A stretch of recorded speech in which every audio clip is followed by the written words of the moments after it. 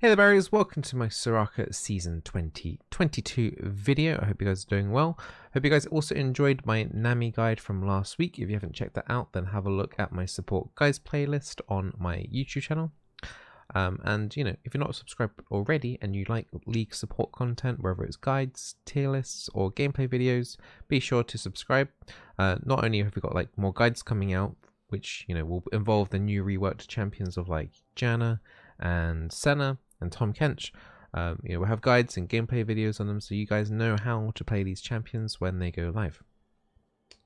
But obviously today we're going to be looking at Soraka. If you're not used to these guides, we're going to be going through kind of like a process here of runes into abilities, items, and how best to use those abilities afterwards in like a more advanced kind of section. Feel free to use the timestamps down below if you feel like this guide's too long and you just want to get to like certain parts. Maybe you just only care about the combos and things like that.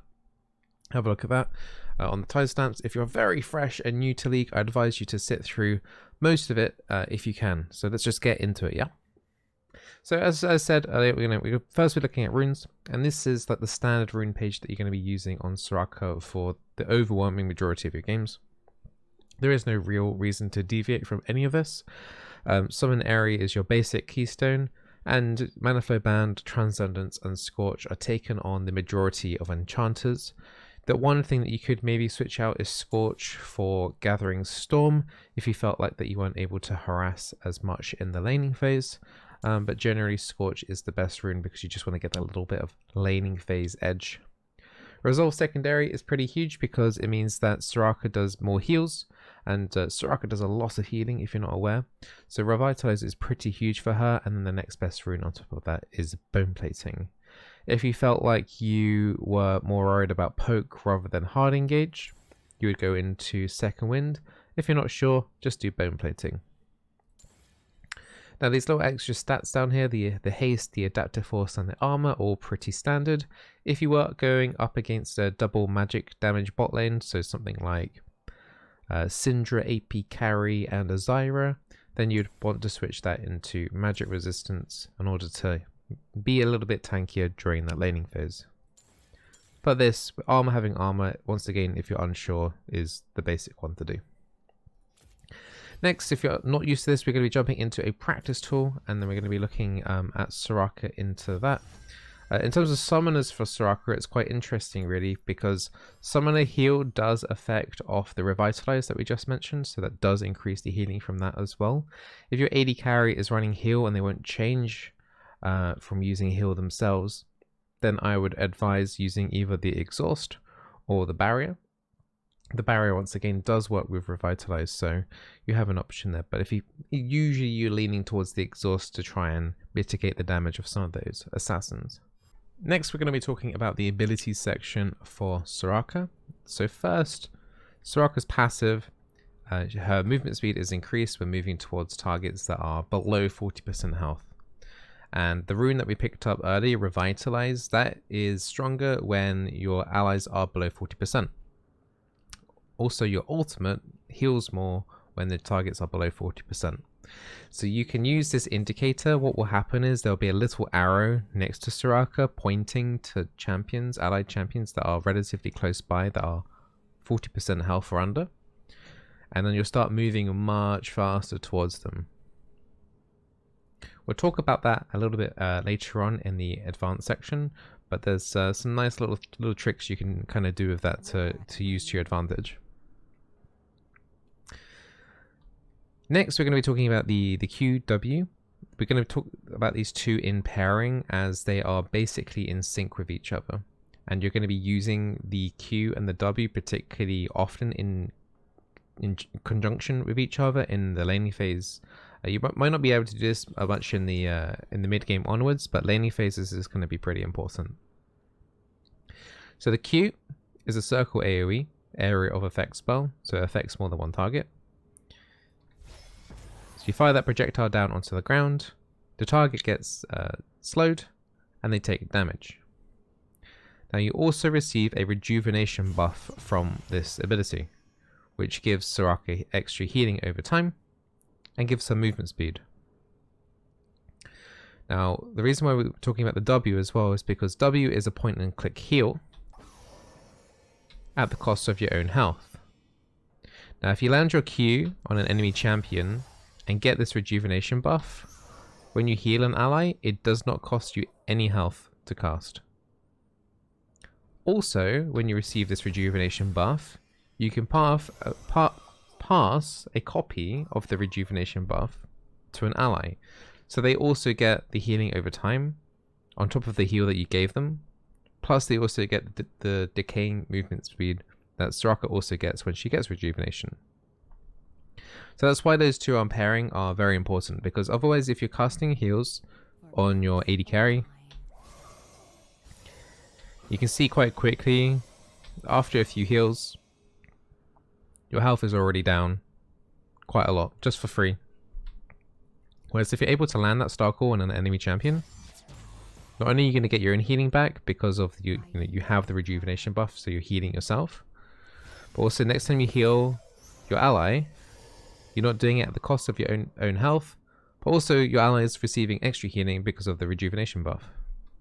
So it's very important in the laning phase that you have these Star Calls landing. Next, Soraka's ability, her E, her Equinox. Once again, another AoE circle like her Q, just slightly bigger in terms of the radius. So if you put this on the ground, it's going to silence enemy champions. Then after a short duration, the circle is going to turn it into a root, and any enemy champions in that root will get rooted. The silence will end, but they'll still be grounded, so they won't be able to chase up or get away. Now, if they also get hit by the root part of this, they take another instance of the damage. So you want to kind of use this in combination with your Q, because your Q slows enemy champions. It helps them keep them into the circle. So a standard combo on Soraka would be E first. The reason why you want to do E first is because they're silenced, so they won't be able to retaliate back with any abilities. They can still auto-attack, but they can't use abilities until they move out of the circle. As soon as they move out of the circle, they will be able to do abilities. So you want to try and get your circle in the center of them, land your Q so that they're slowed. Most people will be able to walk out of your silence while they're slowed, but what it does is it makes them unable to continue to act until they get out of your Equinox, because they'll be silenced, and then they don't want to get rooted, so it's going to make them move and delay their auto attacks, and they obviously won't be able to cast for a little bit longer because they're silenced. Then you have the added benefit of, well, they can't retaliate. You've got your Q heal and your movement speed, so you can quickly get away and then heal your ally.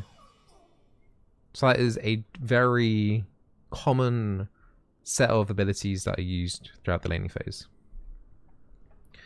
Now, Soraka's ultimate is a global heal. So if you're in the bot lane, you can heal someone all the way up into top. And as mentioned earlier, this ability heals more if they are below 40%, which then also intertwines into the Revitalize. So generally, you're kind of using this ability, you want to ideally wait until someone kind of hits that threshold.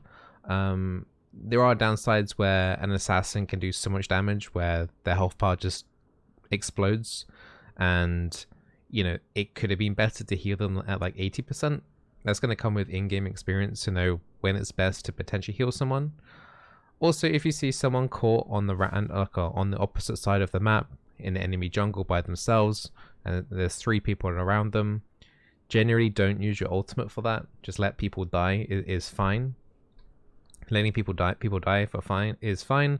It means that you'll be able to use your ultimate in a bot lane 2v2 scenario, or a more like lucrative 1v1 where you could save someone's life, or you could maybe, sometimes it's okay to get like assists, but I would be slightly hesitant to just ult to pick up an extra 150 gold. I know some people do, but it's ideally you want to try and wait for those kind of clutch moments in order to get the most value. Also, you're going to take damage in the laning phase. You're going to get poked down. Occasionally you will have to heal your AD carry in lane without having the rejuvenation buff, so your health is going to be lower naturally anyway from the laning phase. So having your ulti at hand as well is nice for yourself, which then allows you to obviously then to keep healing because you've managed to heal yourself. And that's kind of another reason why the heal is quite nice for Soraka, because if she is low on health from all of that healing and she's on the back line here, not only can she, if your AD carry also gets low, you can use your summoner heal. Not only are you healing your AD carry still, you're also healing yourself, which then allows you to pump out a couple more heals in order to get the clutch saves through. I think one other thing I need to talk about on this ultimate is that it does remove grievous wounds. So if you don't know what grievous wounds is the debuff that has it's like a heart with 2 swords going through it. That will reduce your healing between 40 and 60%, and that also can come from the Ignite summoner spell. Specifically from the Ignite, you will remove the grievous wounds for the entirety of the duration of the Ignite, but the damage will still be ticking over. So don't forget to still potentially heal your target when they have that debuff on, because it's not obvious that they're taking damage still, but they are. So that's the ability sections covered. One little tip that I feel like I should add, since we've done a lot of combos anyway, is that Soraka's Star Call, it actually lands faster the nearer you are to your target. So if we do this kind of like max range, you can see how that took maybe around about 1.5 seconds to land. Just enough time for the enemy to potentially move out of it. But if you're right up close into their face, it's nearly instant. It's about 0.5 seconds. So the closer you are to your target, it's going to be easier to land. So if you know that the enemy isn't able to necessarily counter back, try and get closer towards your target in order to get those guaranteed Qs down. And it does a respectable amount of damage in lane.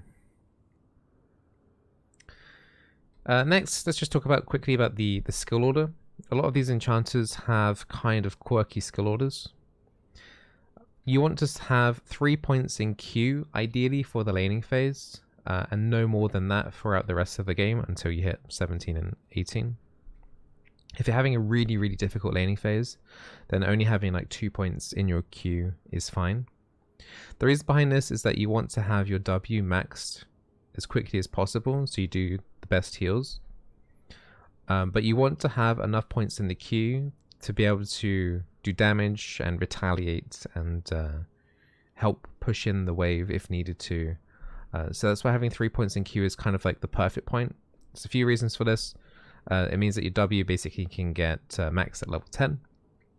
3 points in Q means that 2 star calls kills caster minions. So if you end up being by yourself, it helps to help push in that wave a little bit quicker too.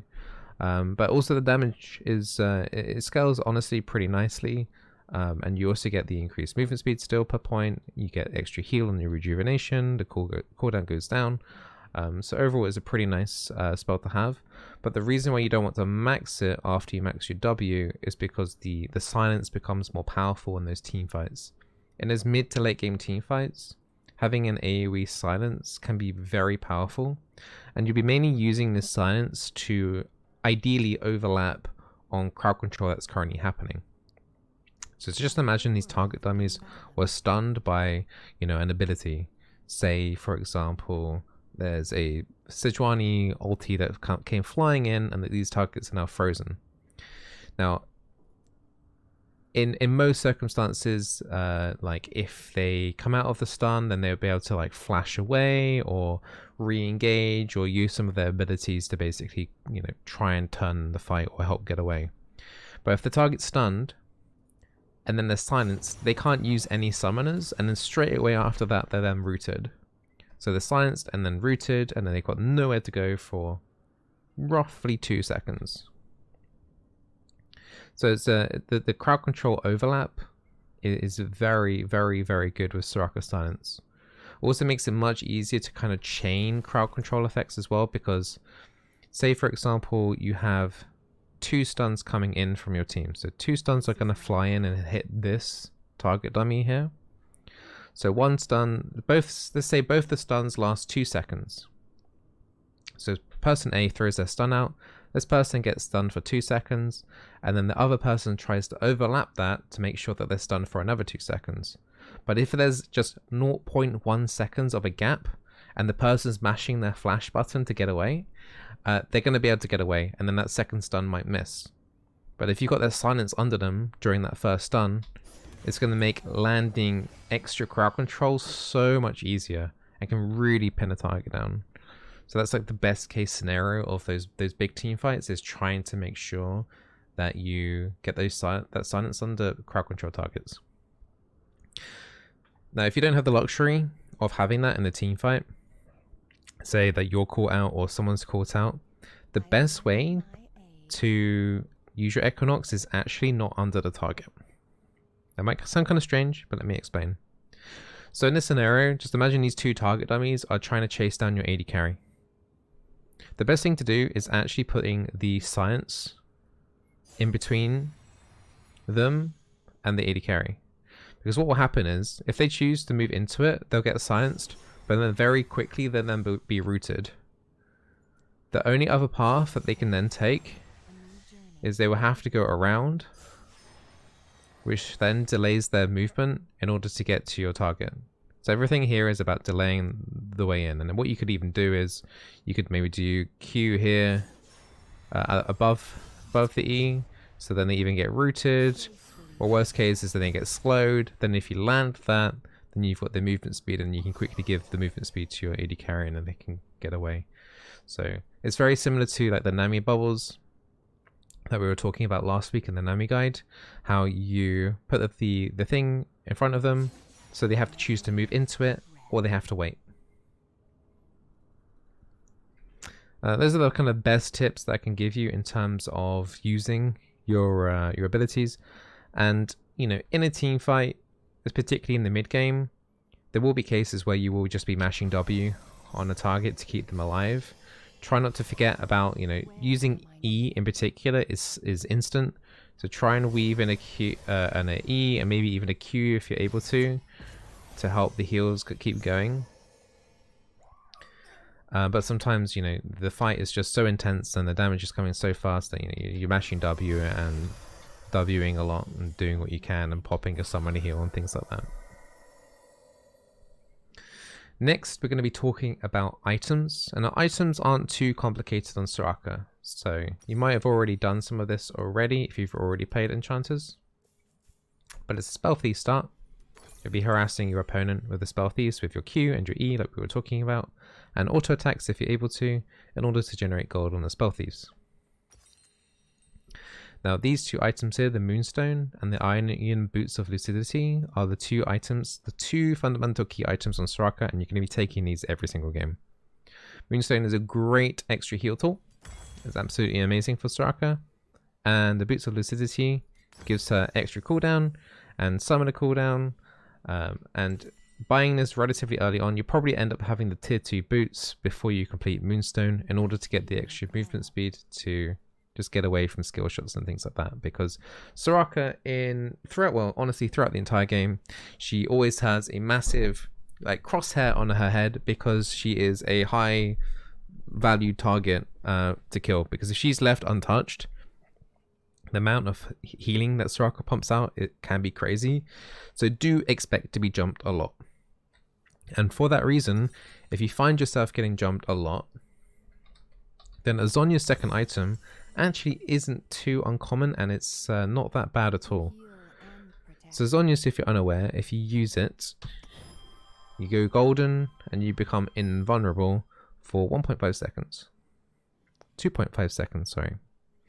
Which can buy a lot of time for the, you know, if you're getting jumped by assassins, and then if you come out of the invulnerability, and then if you're able to very quickly put a silence under yourself, and then you're pressing the Q and running away. But that could be enough to help your team get those pesky assassins off of you. And I've done Zhonya's second item relatively often in my games. And honestly, that this could end up being your full build for the majority of the game. other really good items, if you find that you don't need the Zhonya's, which is awesome if you don't need it, is Chemtech, Putrefier, and Redemption. Both of these items are super good on Soraka, and you could very easily find yourself in a game where you have the Moonstone with the Redemption and a Chemtech. So Chemtech is the best grievous wounds applying item in the game. So if you find that the enemy team has a healer or they have self-sustain, things like that, Chemtech is awesome because, you know, when you heal an ally, you're going to be giving your allies 60% grievous wounds debuff when they attack. And well, you have an ultimate that heals everyone on your team. So everyone on your team in a team fight will be applying that debuff, and plus, you know, you'll be doing other heals as well. So it's super awesome extra team utility for your team. Redemption is really cool as well. Once again, I mentioned you can use this while dead. If you were unaware, you can actually use this if you're dead. This puts down a circle. It heals allies inside and also damages enemies. The reason why this is so cool is because, you know, as you're healing with your W, if you're unable to land your Qs, you're going to be losing health. But then having that Redemption as basically an additional health bar for you and your teammates just means that you can pump out even more heals. So that's why that item is super awesome.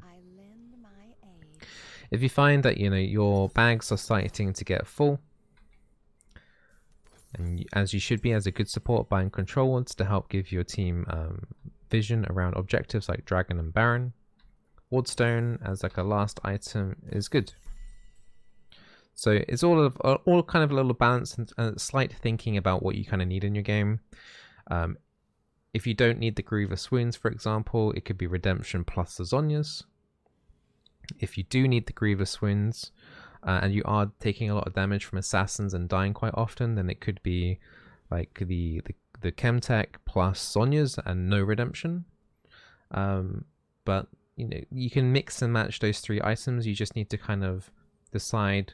Ideally, with once you start playing the game more, you understand which ones to pick up. But get used of picking up those three extra items on top of the Moonstone, and you'll get a great feel of what's hot in a game and what's not.